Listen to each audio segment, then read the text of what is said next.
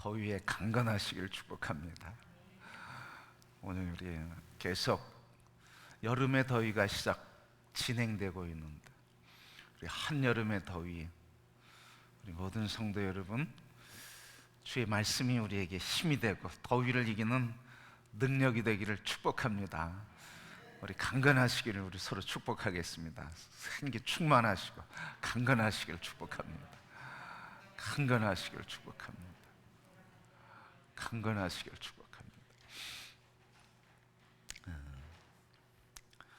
제가 전에 목회하던 교회에 장로님이 한 분 계셨습니다. 최 장로님이신데 우리 이분이 봄이 되면, 겨울이 지나고 봄이 되면 매일 연례적으로 1년 동안 계속 하는 게 있습니다. 겨울만 쉬시고 지방에서 일을 하시는데 꼭 주말에는 올라오셔서 화단을 정리하셔요. 그리고 4월, 5월 되면, 그래서 5월이 이렇게 지나면서 되면서 5월 달에는 꼭 이렇게 나무, 소철, 소나무, 뭐 향나무, 전백나무 쭉 다 다듬으셔요. 우리도 장로님들이 그 하고 계신데 다 다듬으시고 꽃단장을 하시죠. 그러면 봄부터 그냥 한여름까지 계속 하셔요. 그리고 가을 되면 이제 겨울 준비 하느라고 나무 한 번 더 이렇게 손질을 합니다.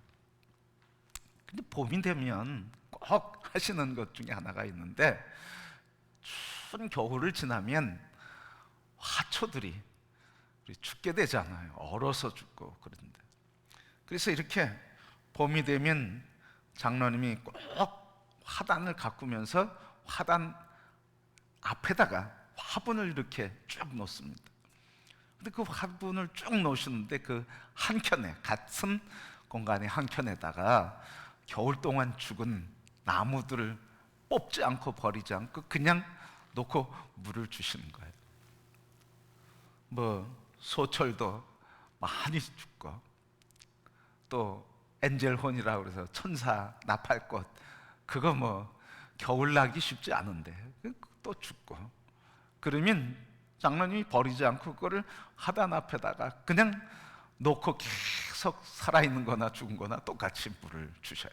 그래서 제가, 아니 장로님, 그거 나무 죽었는데 죽은 화분에 뭘 그렇게 물을 주십니까? 이 장로님 하시는 말씀이 이거예요. 목사님, 이거 보기에는 죽었어도 뿌리는 살아 있습니다. 그래서 나올 겁니다. 그러면서 물을 주시는 거예요. 여름 되면 꼭 새싹이 나올 겁니다. 근데 어느 해 소철을 물 주는데도 안 나와요.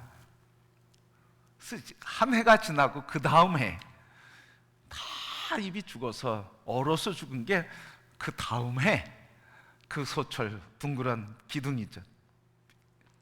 옆에 이제 가지들 떼서 이렇게 둥그런 기둥이 된 그것, 그 위에서 조그맣게 나오기 시작하는 거예요. 2년 만에 나오네요. 자, 이 이야기를 통해서 제가 그 마음에 갖는 생각이 그겁니다. 끝난 것 같은데 뿌리가 살아있으면 생명이 언제든지 올라온다 하는 이야기, 더불어서 이 꼭 다 죽은 것 같은데, 끝난 것 같은데 다시 살아난다는 거예요. 여러분, 이렇게 끝난 것 같은 인생, 이제 소망이 없는 인생, 이젠 더 이상 기대할 것이 없는 이 끝난 것과 같은 이 끝자락에서 다시 시작된 삶, 그런 삶을 산 사람, 그렇게 인생이 시작된 사람, 그렇게 인생을 산 사람, 그래서 우리에게 끊임없는 드림에 대해서 교훈을 주는 사람, 그게 바로 이삭이에요. 그래서 오늘은 세 가지 면에서 이삭이 끝자락에서 다시 시작된 인생에 대한 이야기를 같이 나눴으면 좋겠다. 그렇게 말씀을 묵상하면서 정리했습니다. 첫 번째, 이 이삭은 그의 아버지 아브라함의 인생의 끝자락, 생산의 소망이 없고 생명을 잉태하고 창조할 수 있는 그 힘, 이 생산의 능력이 다 끝났을 그때 하나님께서 이삭을 허락해 주셔서, 그래서 이삭은 육신의 생명이 생산력이 끝난 그때 시작된 피조물이요 창조된 사람이 바로 이삭이라는 말씀이죠. 21장 오늘 본문에 2절 말씀 보면 이렇게 기록되어 있어요. 사라가 임신하고 하나님이 말씀하시 시기가 되어 노년의 아브라함에게서 아들을 낳으니라. 노년의 아브라함. 여러분, 노년의 아브라함이 생산의 능력이 어떻게 됐다는 거예요? 회복됐다는 거예요. 노년의 사라가 어떻게 됐다는 거예요? 생산의 능력이 회복됐다는 거예요. 아브라함에게서 이삭을 얻었대요. 그냥 성령으로 잉태됐다 하지 않으시고, 내가 줬다 이러지 않으시고, 아브라함에게서 이삭을 낳았다.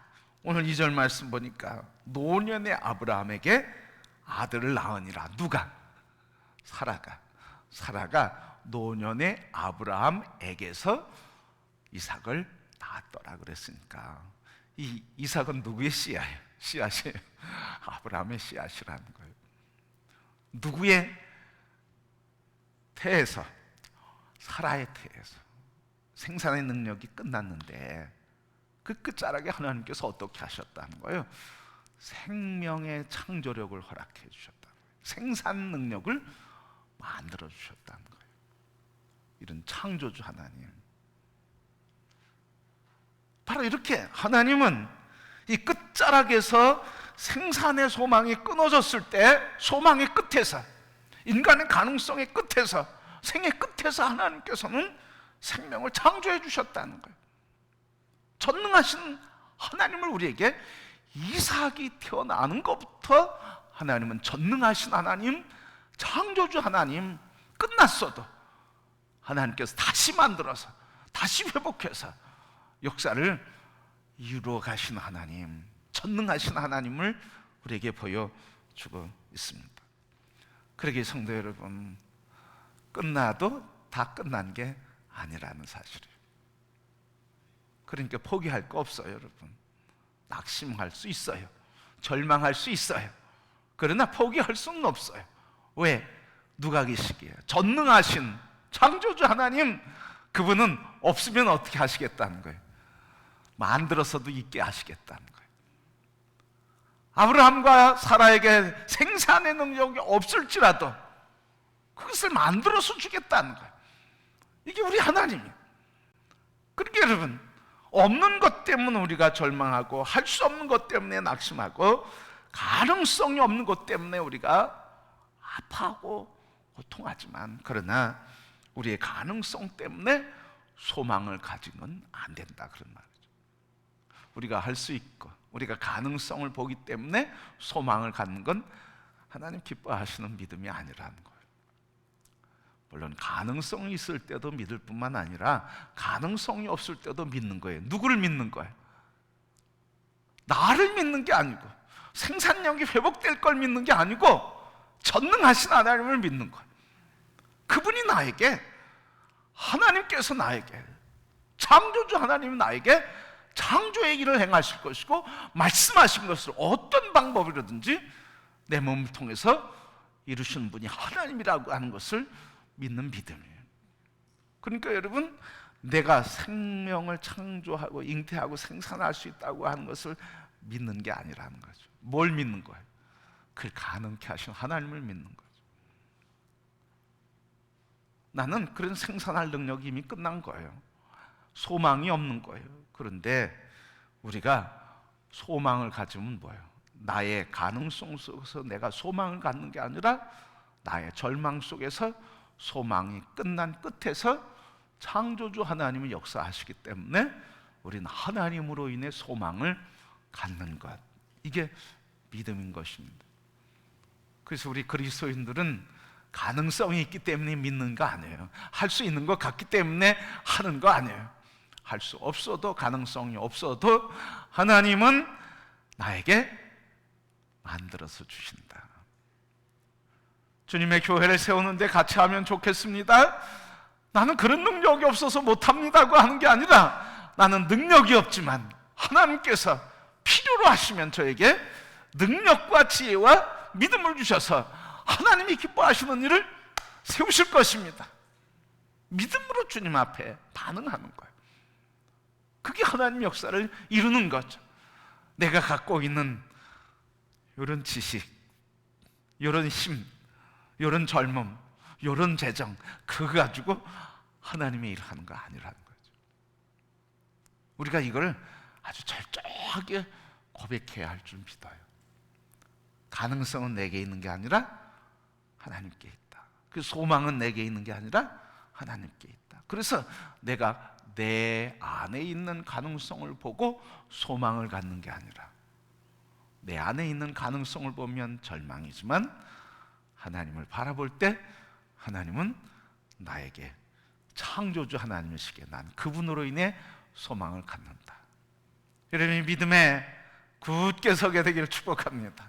어떤 환경에서, 가정에서, 사업의 장에서, 또 자녀를 양육함에 있어서, 주님의 교회를 섬기는 일에 있어서 내가 살아가는 삶의 현장과 관계 속에서 어떤 문제가 있어도 바로 이와 같이 주님으로 인해 소망을 얻는 삶, 그게 하나님의 영광이 되는 줄 믿습니다. 근데 사라가 어땠어요? 사라 믿음이 없었어요. 10년쯤 지나니까 어땠어요? 그냥 자기 몸종 통해서 얻으려고 했거든요. 그러니까 이 사라는 그녀의 몸종을 통해서 아브라함의 시바지를 삼았어요. 근데 하나님 그거 기뻐하지 않으신 거죠. 그래서 오늘 본문의 말씀 더 보면 5절 말씀에 보면 아브라함이 사라를, 이삭을 얻을 때 몇 세였다는 거예요? 100세였다는 거죠. 따라해 봅시다. 하나님은 소망이 끝나도 새롭게 시작하신다. 그러니까 하나님의 역사는 소망의 끝, 절망이죠. 절망에서도 새 일을 시작하는 거예요. 그걸 증거로 보여주셨죠. 그 증거가 누구예요? 그 증거가 이삭이잖아요, 여러분. 이삭. 그 증거가 이삭이에요. 그러기에 성도 여러분, 우리 어떤 환경에서도 요동치 않고 흔들림 없이 이 전능하신 하나님만을 신뢰하는 믿음으로만 굳게 서게 되기를 소원합니다. 축복합니다. 그 믿음의 사람으로 강건하게 서기를 축복합니다. 그러면 하나님의 역사는 반드시 이루어지는 거예요. 그래서 오늘 이삭의 인생의 끝자락에서 시작된 첫 번째, 그는 아버지 아브라함의 어머니 사라의 인생 생산의 능력의 끝자락에서 시작된 인생이에요. 오늘 두 번째는 이삭은 어느 끝에서 시작됐냐면, 소망이 없으니까 웃을 일이 있어요, 없어요? 웃을 일이 없어요. 그런데 웃음이 끝난 그 순간에 하나님이 웃게 하셨어요. 두 번째, 이삭의 웃음이, 이삭의 부모의 웃음, 아브라함과 사라의 웃음이 사라지는 끝자락에서 하나님은 아브라함과 이삭을 통해서, 아브라함과 사라를 통해서 이삭의 기쁘고 행복한 인생을 시작하게 해주셨다는 거예요. 오늘 우리의 인생도 마찬가지. 하나님은 우리의 웃을 일이 없는 현장에 오셔도 뭐하게 하세요? 우리를 웃게 해주셔요.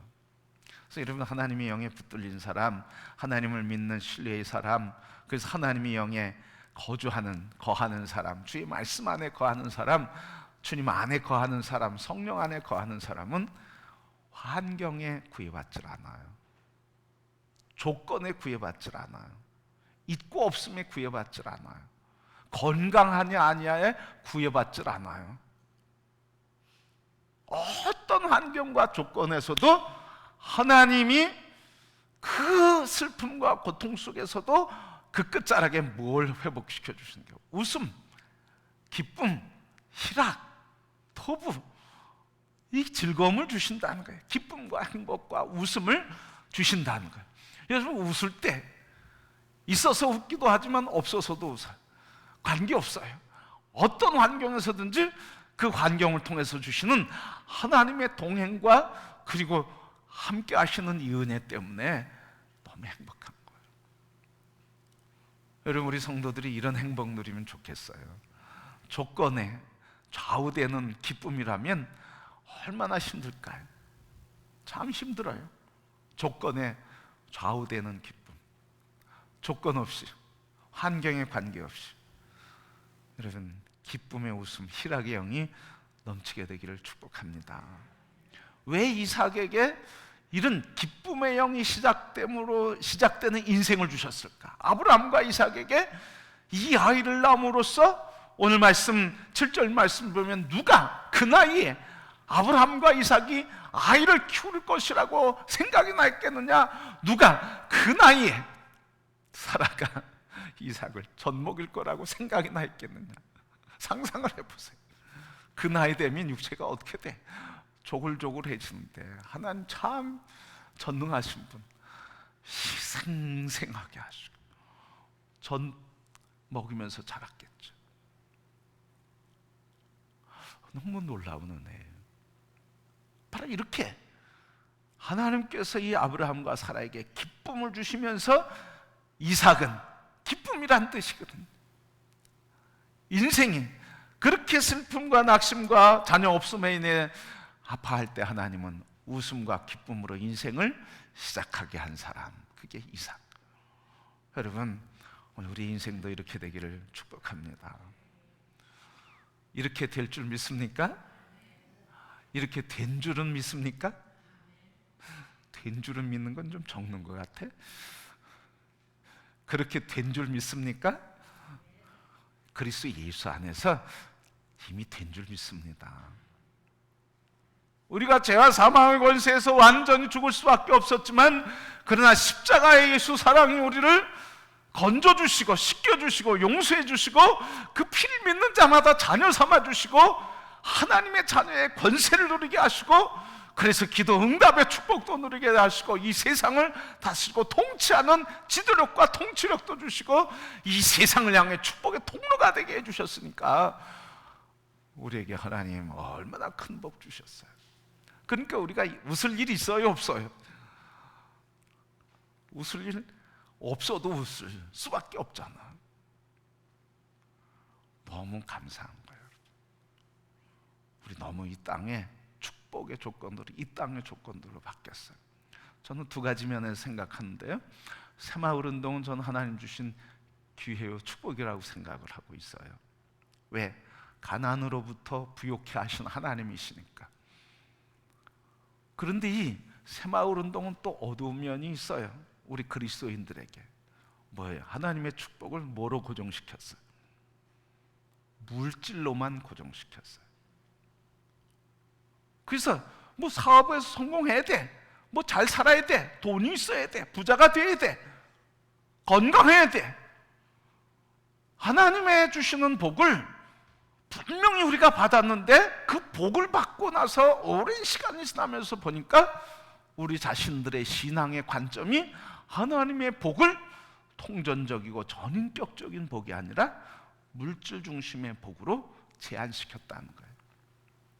이게 새마을 운동을 통해서 하나님 우리에게 주신 축복의 밝음과 어둠이라는 거예요. 그러면 이제는 어떻게 해야 되느냐? 계속 우리의 축복의 눈이 활짝 열려야 할 줄 믿습니다. 물질의 축복만이 아니라 영혼의 축복과 우리 삶의 전인격적인 축복을 주시는 하나님.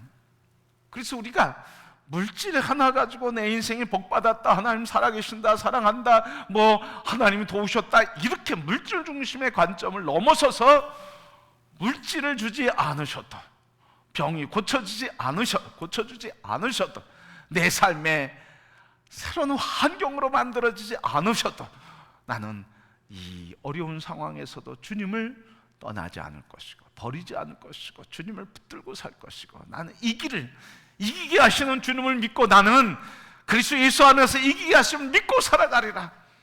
이런 게 멋있지 않겠습니까? 어떤 환경에서도 흔들림 없는 이런 신앙. 그러게 성도 여러분, 하나님은 우리에게 항상 모든 것을 주셨기 때문에 우리는 항상 기뻐하고 웃고 행복해서 살아갈 모든 것들을 우리에게 주신 줄 믿습니다. 그러니까 우리를 하나님은 항상 기뻐하게 하시는 거예요. 어떤 환경에서도. 처음에는 질병으로 인해서 절망하고 고통 속에서 참 삶의 허무함을 깨닫고 낙심하고 그렇게 힘들게 살던 사람이에요.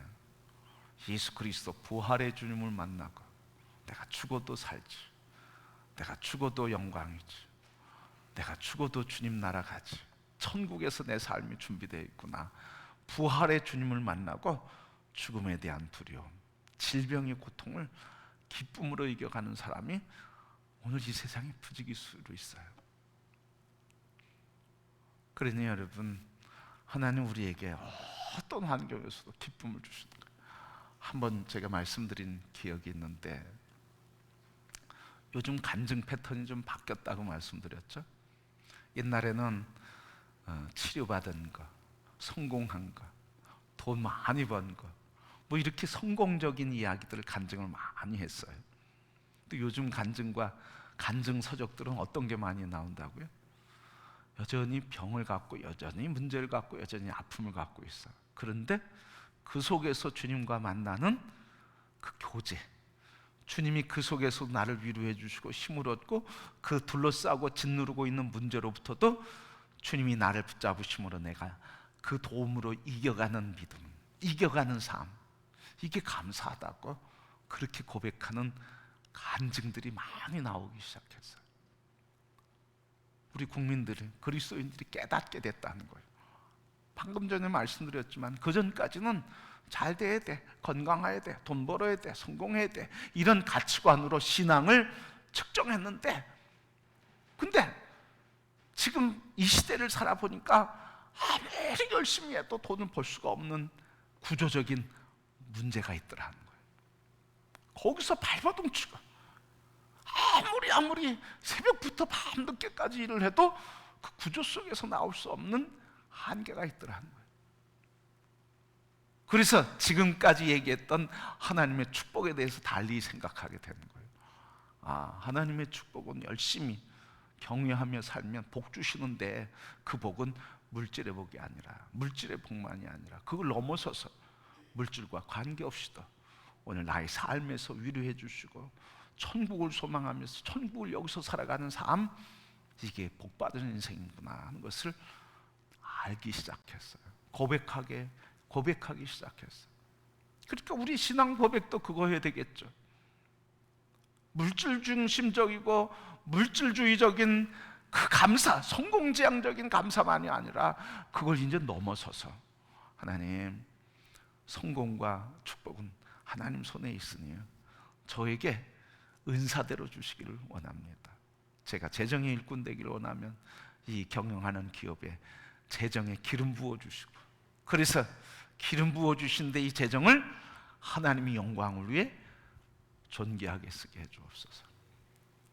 그래서 김미진이라고 하는 간사, 왕의 재정이라고 하는 책을 쓰고 전국에 세미나를 하러 다니는데요, 그 왕의 재정 가운데 이런 내용이 있어요.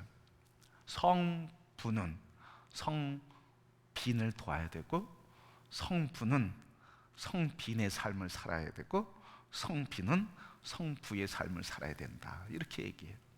무슨 얘기냐면 성부는 거룩한 부자라는 거예요.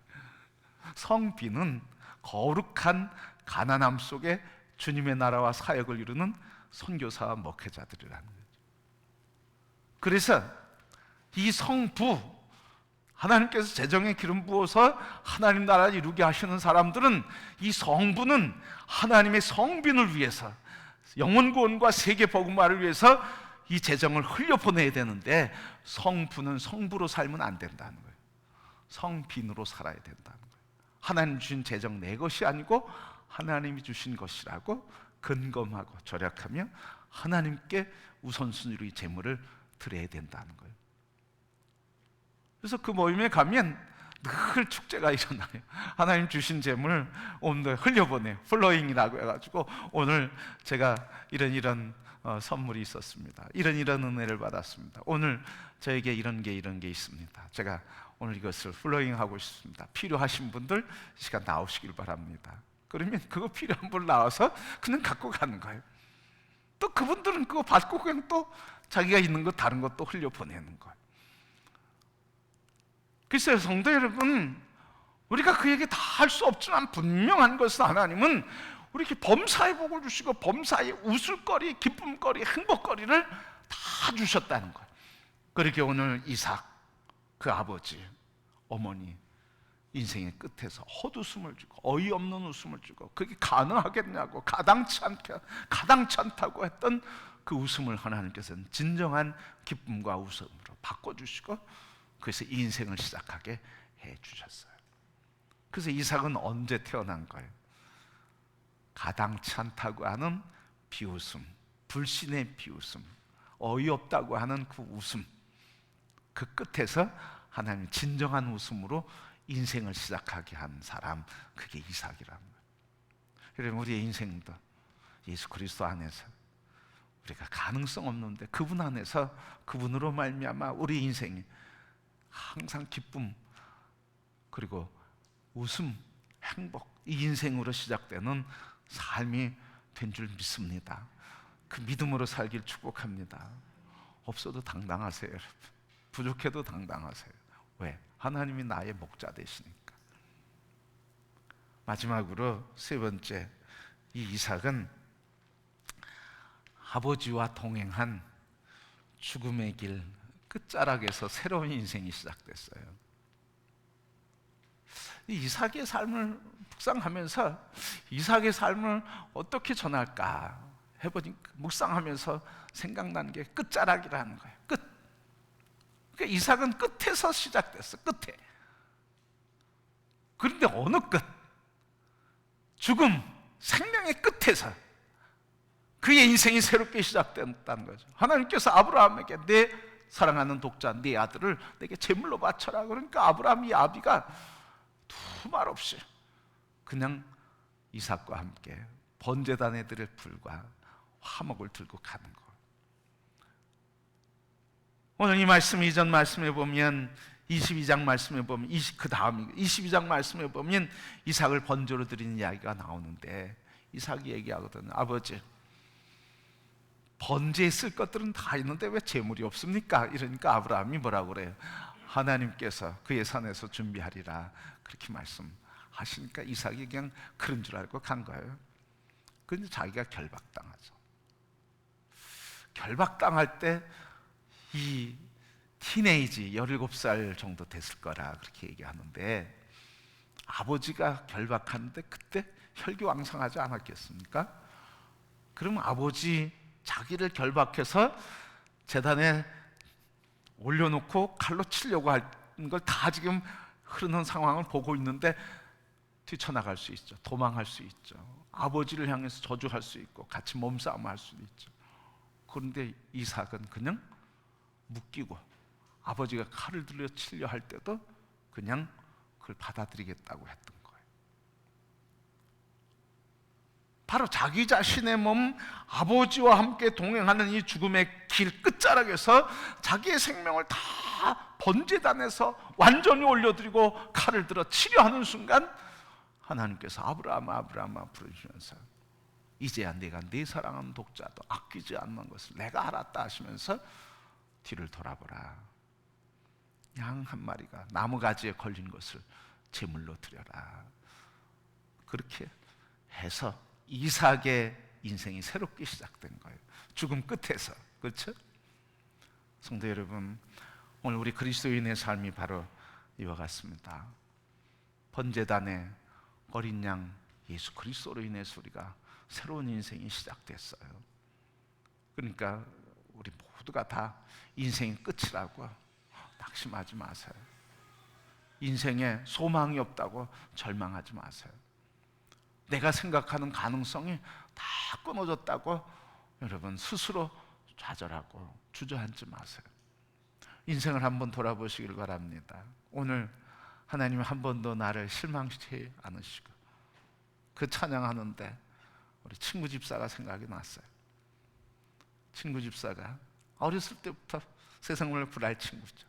어렸을 때부터 같이 교회 다니고 한 교회에서 신앙생활하고, 그리고 중고등학교 졸업하고 청년이 돼서 대학 졸업하고 미국 들어가서 거기에서 음악 사역하면서 두 자녀, 미국의 최고 명문 음대 두 자녀를 진학시키고, 그래서 음악 가족으로서 그렇게 국내를 왔다 갔다 하면서 사역하는데, 우리 교회 와서도 그 찬양했거든요. 하나님은 한 번도 나를 실망시키지 않으시고, 이 찬양하면서 다 같이 울면서 서로 축복해주는 그런 기억이 있었어요. 그런데 이 집사가 미국에서 그만 하나님의 부름을 받았어요. 벌써 7년 전에. 근데 그 인생 돌아보면 참 어려움 많았거든요. 부모님 먼저, 소촌 두 분이 먼저 시간차 얼마 두지 않고 1년 시간차 두고 두 분이 다 소촌하시고, 형제들이 그 어려운 가운데서 추운 골방에서, 냉골방에서 그냥 그 살던 그 모습, 그 골방에 그냥 덜덜덜 떨고 있는 그 방에 가서 같이 이렇게 웅크리 앉고 같이 손잡고 뭐 이렇게 얘기하고 그랬던 생각들. 그런데 그런 많은 어려움이 있었는데, 그렇게 장성해서 찬양하는데 하나님이 한 번도 나를 실망시키지 않으셨다고. 돌아보니까 다 하나님의 은혜였다고. 어려움도 아픔도 눈물도 절망도 다 하나님의 은혜로 오늘 나를 여기 있게 해 주셨다고. 그 자녀들이 아버지 일찍 소천했음에도 불구하고 지금까지 다 음악을 통해서 하나님께 영광 돌리는 삶을 살아가고, 미국에서 아내 되는 권사는 신학을 공부하고 미국 한국 감리교회에서 섬기고 있어요. 감리교 신학교로 섬기고 있어요. 여러분, 우리 인생을 한번 돌아봅시다. 우리 인생 때로는 다 끝난 것 같은데 돌아보니까 내가 여기 살아있어. 다 없어진 것 같은데 돌아보니까 여기에 살 수 있는 조건들을 주셨어요. 그러니 여기에서도 또 우리가 동일하게 다 끝난 것 같아도 시간이 지난 뒤에 그 시간, 오늘 여기 돌아보면 그때도 하나님 도와주셨구나. 분명히 하나님은 한 번도 나를 실망시키지 않으시고, 그때마다 그 인생의 끝자락이라고 하는 그 순간도 세워주시고 살려주시고 힘주시고 승리하게 주신 줄 믿습니다. 우리 육체적으로, 정신적으로, 영적으로 주님의 교회를 섬기는 일에 있어서나, 또 삶의 각 영역에 있어서나, 어떤 영역에서 내가 더 이상 가능성이 없다고 절망하는 그 순간, 하나님 그 끝자락에서 다시 새로운 시작을 주시는 분이라고 하는 것을 꼭 기억하시고, 우리 주님이 우리에게 주신 귀한 선물, 그 끝자락에서도 절망치 않는 승리의 믿음, 그 믿음으로 주님 오시는 그날까지 승리하시고, 또 이 땅에 살아가시는 날 동안 우리를 통해서 하나님 영혼들이 주께 돌아오고, 제자가 세워지고, 열방이 주께 돌아오는 이 복음의 부르심의 사역을 끝까지 함께 우리 모든 성도들이 함께 이 길을 걸어가고 함께 영생의 삶을 누리는 성도들이 되기를 주님의 이름으로 축복합니다.